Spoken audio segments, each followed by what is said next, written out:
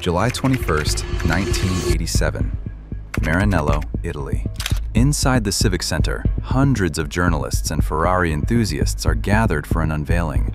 An old man walks slowly to the front of the room. Dark sunglasses, even indoors. 89 years old, visibly unwell. This is Enzo Ferrari. And though almost nobody in that room knows it yet, this will be the last time the world ever sees him in public. A red sheet is pulled away, and underneath it sits a car unlike anything Ferrari has built before. Low, brutal, almost violent in its design. No comfort, no luxury, no compromise. This is the F40, and it will be the very last car Enzo Ferrari personally approves before his death. This is the story of how one dying man's final decision became one of the most legendary cars ever built. And if stories like this are what you come here for, subscribing means you'll never miss the next one. To understand the F40, you have to go back 2 years earlier to 1984. Ferrari had built a car called the 288 GTO, a homologation special designed specifically to qualify for one of the most extreme and dangerous racing categories ever created, FIA Group B. Group B rally cars were monsters, almost no rules. Engineers were given enormous freedom to chase pure performance, and the results were spectacular and increasingly uncontrollable. By 1986, after a string of fatal accidents involving drivers and spectators, the FIA made a decision. Group B was banned, effective immediately. Ferrari was left in a strange position. They had already developed an evolved version of the 288 GTO, called the Evoluzione, built specifically for a racing series that no longer existed. 5 prototypes, fully developed, with nowhere to compete. Most companies would have written off the investment and moved on. Enzo Ferrari did not. At the time, Enzo Ferrari was 88 years old. He had founded the company in 1947. He had spent 4 decades building Ferrari into the most romantic name in motorsport, and he was now battling failing health, fully aware that his time was running out. He looked at those 5 abandoned Evoluzione prototypes and saw something else entirely. Not a dead end, an opportunity. "I expressed a wish that we produce a car which could remind us of Le Mans and the GTO," he would later say at the car's launch. He wanted one final car, a car that would carry everything he believed about driving, pure, mechanical, uncompromising, into a world that was rapidly moving in the opposite direction. Because here's what was happening across the industry in the mid-1980s. Porsche had just stunned the automotive world with the 959, a technological marvel packed with computer-controlled all-wheel drive, adjustable suspension, and electronic systems nobody had seen before in a road car. Every manufacturer was racing toward the same destination: more electronics, more assistance, more comfort. Enzo Ferrari looked at that entire direction and rejected it completely. He handed the project to an engineer named Nicola Materazzi, the same man who had developed the 288 GTO, and he gave him an almost impossible deadline. The car needed to be ready in just 11 months, to be revealed in the summer of 1987. To make that timeline possible, Enzo gave Materazzi something rare inside Ferrari: complete authority. Materazzi could handpick every engineer on his team. No committees, no corporate interference. Just a small group of people building exactly what the founder wanted, as fast as humanly possible. The brief from Ferrari's own marketing team captured the philosophy perfectly. They wanted the car to be, in their words, very fast, sporting in the extreme, and Spartan.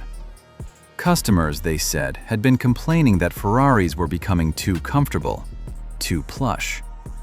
The F40 was the answer to a problem most car companies didn't even think existed.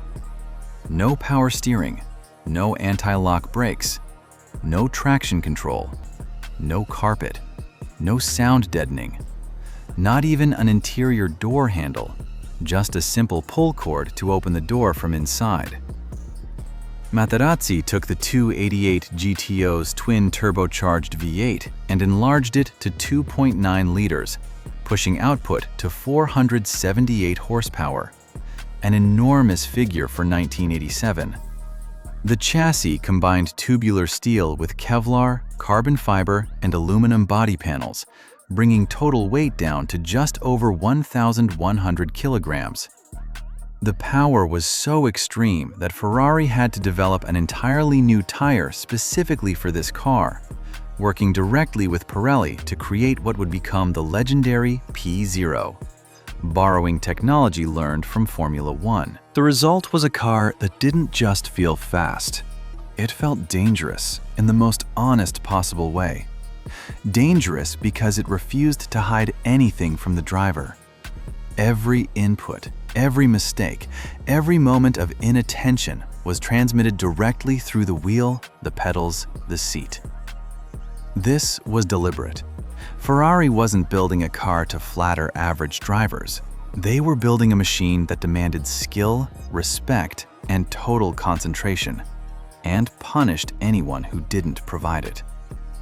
When it launched, the F40 became the first production car in history to officially exceed 200 miles per hour. 0 to 60 in just over 4 seconds. Numbers that placed it instantly among the fastest road-legal vehicles ever created. The unveiling itself on that July day in 1987 was unlike anything the company had done before.